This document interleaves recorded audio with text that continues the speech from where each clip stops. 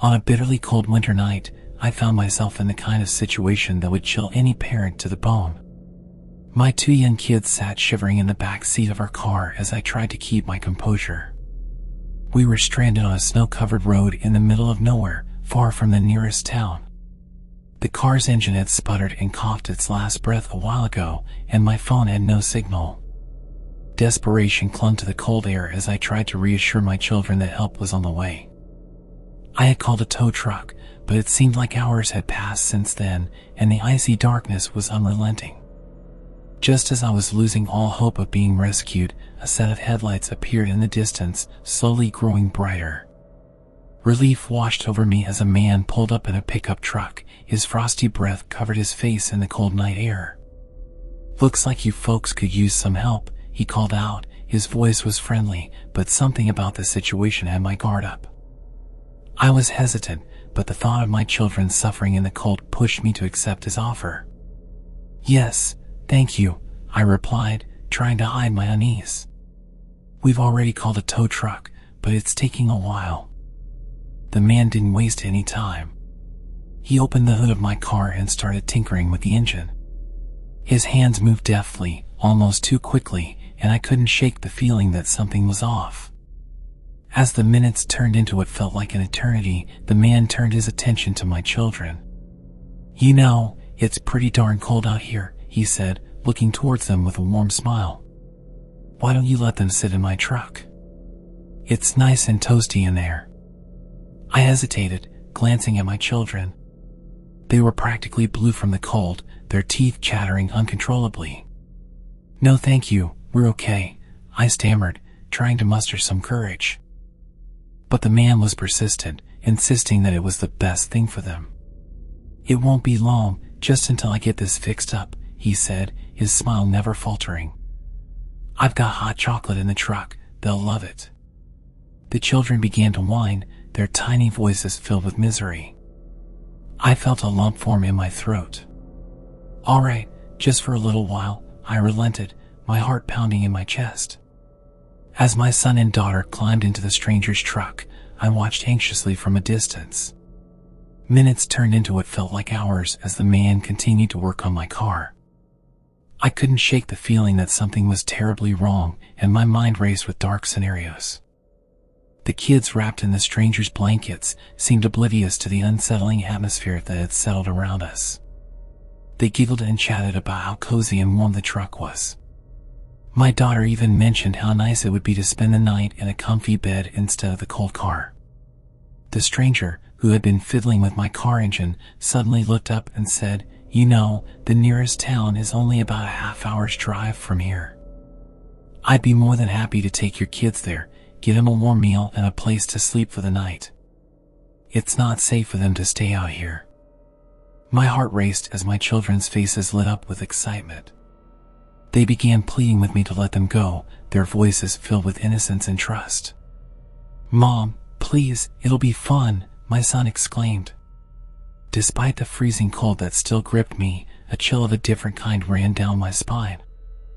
I absolutely hated everything about this situation. I needed to protect my children, but letting them drive away with a stranger obviously wasn't an option. But neither was freezing to death. They weren't helping the situation at all. I hated how naive they were, and I hated how they would ignore my attempts to give them a serious stare when I was trying to communicate to them that we were in a bad situation. The stranger's insistence, coupled with my children's growing enthusiasm, created an agonizing dilemma. I mustered all the politeness I could, and replied, "Thank you so much for your offer, but the tow truck should be here soon, and we'll be on our way. We wouldn't want to trouble you any further." The man's expression changed. His eyes narrowed as he glanced at me with a hint of frustration. "Ma'am, I'm just trying to help.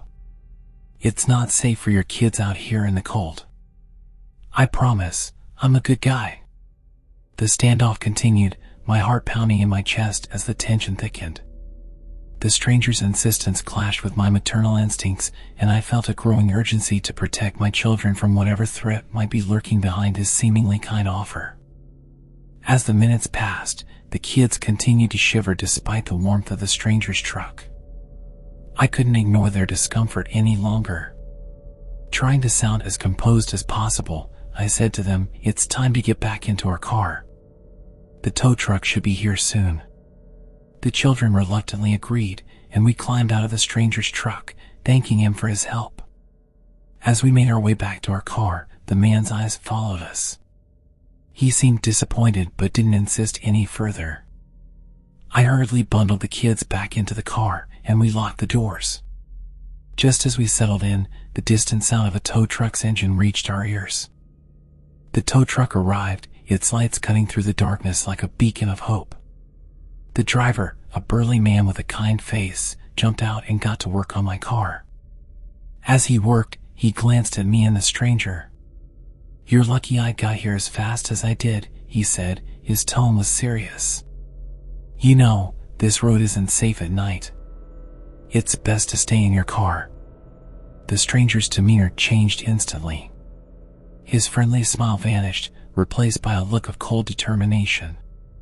Without a word, he climbed into his truck and sped away into the snowy night, leaving me with a chilling sense of dread.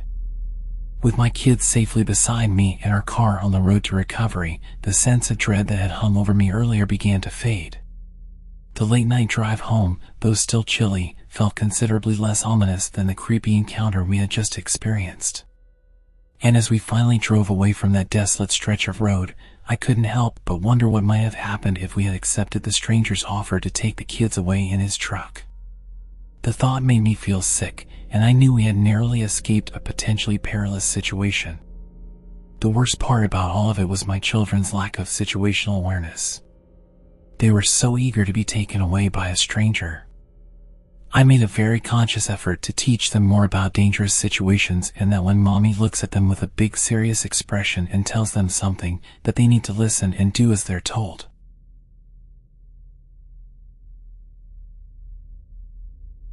I had been chatting with this girl online for weeks, and she seemed like the perfect match for me. So when she suggested we meet at hers, which happened to be in the middle of nowhere, I couldn't resist the adventure. My GPS had guided me through the labyrinth of back roads, with the promise that I was nearing her location. But as I rounded yet another bend, I found myself in the middle of a seemingly abandoned junkyard. Rusty old cars and worn-down buildings loomed in the darkness. The place was only lit by my car and the moonlight. Confusion turned to fear as I realized this was the wrong place. Panic set in when the harsh glare of headlights suddenly appeared behind me. A group of burly men, their faces obscured by the shadows, blocked my way and surrounded my truck. One of them, clearly the leader, approached my window. His eyes were filled with suspicion. "What the hell are you doing here, boy? This is private property." My words tumbled out in a rush as I explained my predicament, that I was supposed to meet someone nearby, but my GPS had led me astray. They exchanged glances, their suspicion turning into a sinister grin. Sure, the leader said, "but you see, we've been having some trouble with trespassers lately. Can't be too careful, you know?" His companions chuckled ominously. Without another word, I threw my car into reverse and backed out of there as fast as I could. My heart was pounding. I turned the car around quicker than I thought was possible, and I fumbled with the GPS, trying to tell it to return home. The men continued to shout at me as I sped away, but my troubles were far from over. My GPS, unable to keep up with my rapid escape, soon led me onto an even narrower road. Darkness surrounded me as I ventured further into the woods. My anxiety was making my legs shake aggressively, and my hands could barely follow simple instructions. With no cell service and no signs of civilization, I was well and truly lost. Suddenly, as if mocking my desperation, a deer bounded out from the shadows and onto the road. Panic surged through me as I slammed on the brakes, screeching almost to a complete stop. The deer barely reacted and just continued to slowly prance down the road. Suddenly, I noticed the rednecks from the junkyard had caught up, their truck now dangerously close behind me. They were leaning on the horn, yelling obscenities, and I really started to feel like I wasn't getting out of this alive. Desperation pushed me to follow the deer. I drove at a crawl, praying the animal would move aside. but it just dominated the road in front of me for a painful amount of time. It continued to run ahead of me. The longer it was there, the more it started to look like some type of demon. It looked like something you'd see in Norse mythology. Its horns looked like human arms reaching into the sky. My heart raced as I watched the creature's every move. The rednecks were relentless, inching closer, their voices growing louder, getting even angrier. The suspense was unbearable. I was trapped behind the deer, with nowhere to go, and a group of hostile men closing in behind me. The narrow road seemed to stretch on forever, and with every passing second I couldn't help imagine all of the different ways that I was going to be killed. The men in the truck behind me were starting to push into the back of my car, and I could hear the revving of their engine, eager to push me off the road. I really started to panic and started honking at the deer. I even contemplated abandoning my car and fleeing into the darkness, but I knew that would be futile. They would catch me within moments. As we continued our awful drive on that terrible road, the deer suddenly leaped to the side, disappearing into the dense underbrush. I seized the opportunity and accelerated. When I looked back in my mirror, I saw the deer jump out again right in front of their truck. They slammed on the brakes and were frantically shouting at it to get out of the way. I'm sure they had no issue with killing a deer, but ramming it with their truck at that slow speed would likely just make it angry, and it wouldn't be worth the damage. I didn't hesitate for a second as I went full speed down the rest of the road, hitting every bump with no regard for the condition of my car. I drove for what felt like hours, my heart still pounding, until I finally stumbled upon a small town. There, I found my bearings and eventually made it to the nearest motel. It was only when I locked the door behind me that I felt safe enough to breathe. As I lay in bed, trying to process what had happened, I couldn't help wondering about that deer. Was it merely a coincidence, a strange twist of fate? Or did it know what it was doing, sensing my fear, deciding to lead me away from danger and preventing them from chasing me? I'd almost completely forgotten about my date, and when I checked the app to tell her what had happened, she'd unmatched. I have mixed thoughts about the whole thing. Was she a catfish the whole time, luring me into danger? Did she think that I had ghosted her, so she unmatched out of embarrassment? I kind of believe that she set me up, either as a prank or as part of the junkyard group. What their plan was, I'm not sure. But I've given up with dating apps.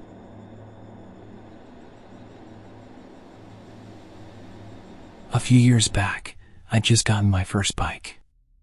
As a young female rider, I often attracted unwanted attention. People couldn't help but notice me as I cruised through the streets. It was exhilarating, and I loved the feeling of the wind and the freedom of the open road. Most bikers I came across were so kind and welcoming, and there's a really strong community. But there were times when the attention crossed a line. One evening, I was riding home after a long day. The sun was setting, casting a warm glow across the sky. The road was quiet, just the way I liked it. My bike growled beneath me, and for a moment, everything felt perfect. But then, as I pulled into a gas station to top up my tank, I noticed him, a young guy on another bike, maybe in his 20s. He parked beside me, and our eyes met. I offered a polite nod, thinking he'd move on. Instead, he removed his helmet and started chatting. He had a friendly smile and an easygoing demeanor, and although his confidence was admirable, something about his persistence set me on edge. We talked for a few minutes about our bikes and the thrill of riding. He seemed genuinely interested in getting to know me, but I couldn't shake the feeling that he was being a bit too forward. I nodded and kept my responses short, hoping he'd eventually get bored and ride off into the sunset. However, that wasn't his plan. After filling up our tanks, he hopped back on his bike and revved his engine, indicating that he was going to follow me. Anxiety began to creep in as I realized this stranger wanted to ride with me. This wasn't completely unheard of. I'd gone side by side a few times with some other bikers until we both go our own ways. But I was heading home, and I didn't want to be followed. As the miles rolled by, he continued to ride beside me, occasionally trying to impress me with a wheelie or a burst of speed. It wasn't overly creepy, just persistent. I decided it was time to lose him. I knew my bike and its capabilities well, so I hit the throttle, speeding away from him. The wind rushed past me as I pushed my bike to its limits. He caught up again and I realized that I wasn't going to lose him. I decided to pull over and he pulled up next to me.